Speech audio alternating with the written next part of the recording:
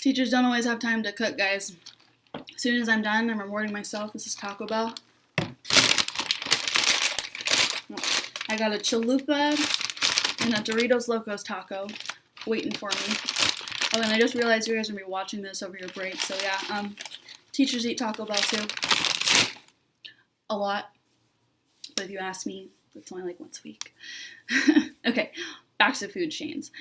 So now we're going to look at how energy actually flows from organism to organism in something called a food chain. And so food chains trace a single flow of energy and show trophic levels. So I'm introducing a new term for you. So they show trophic levels, and these are the levels of nourishment in a food chain. So over here, because everything starts off from the sun, all energy comes from the sun. Here we're showing the energy flowing from the sun to the grass, because the grass is performing photosynthesis on using the sunlight to make its own food. So the energy is moving from the sun to the grass. And so then we move up here. So these arrows are showing the energy flow.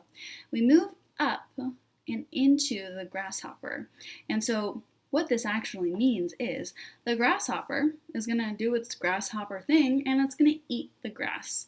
And so that grasshopper is going to obtain the energy that the grass was harboring by eating it. And so energy, on an energy flow diagram, we would show that this energy is moving into the grasshopper, or from the grass to the grasshopper.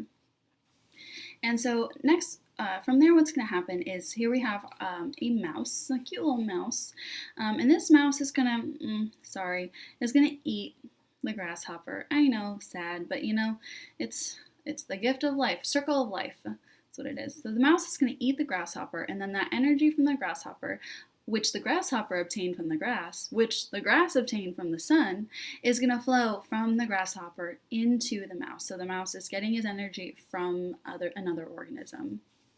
And then from there, that mouse is going to get preyed upon, or is going to get hunted and eaten, sad, by this owl over here. So in this example, the owl is sitting nice and happy at the top of the food chain, and he is obtaining his energy from these other organisms.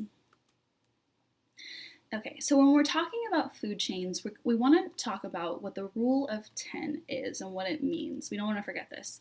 So as energy flows from organism to organism, it is used for metabolism or it is converted to heat. So because of this, the next organism on the chain only receives 10% of the energy obtained in the previous level. Okay, so we would say that, I'm going to go back a little bit.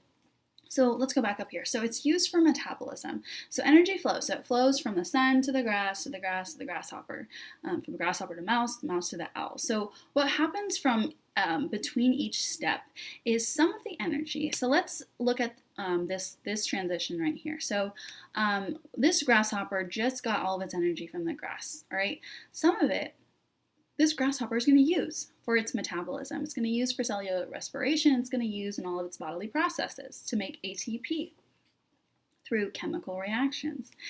And so this mouse is not going to get 100% of the energy that the grasshopper got from the grass, because some of it the grasshopper already used. He used it for metabolism. And so that was the first way that the mouse kind of, did not luck out.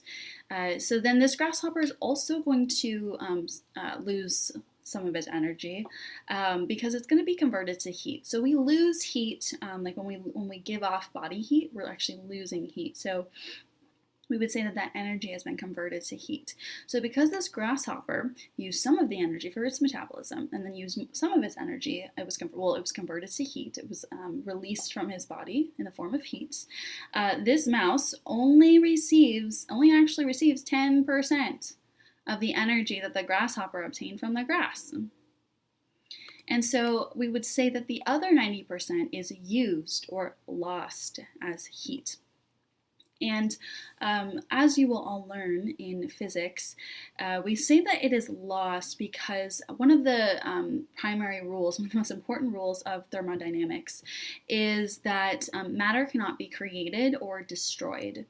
And so like this energy doesn't, it just doesn't disappear. It doesn't go into nowhere. It doesn't just like get released and then it disappears from life forever. No, we just say it's been used or lost or converted or changed, because all energy, all matter on earth is just always converted or changed from one form to another, but nothing ever is created or disappears.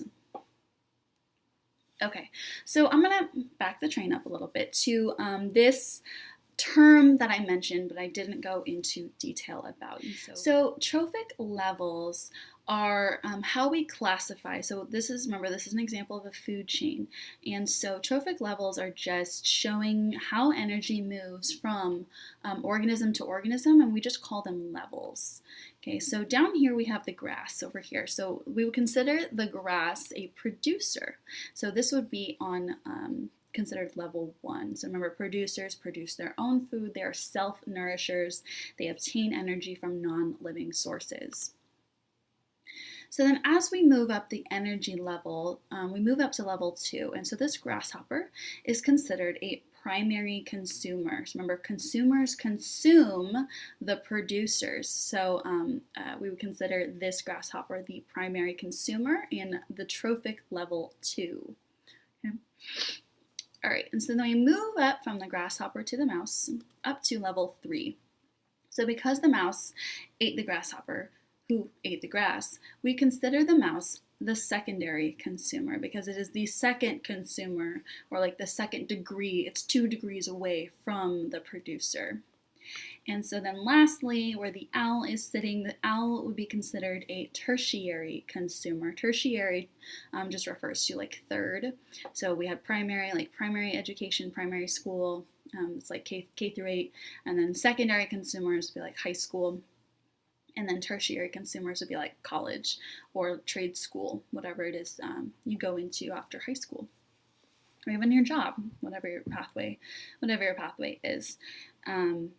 But yeah, so this again is just showing how energy flows through ecosystems. So we start with the producers obtaining energy from the sun, and then we see how energy moves from the producers to the primary consumers, to the secondary consumers, and then finally to the tertiary consumers.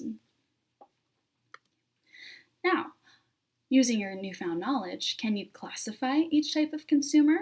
So let's go down here and look at the grass.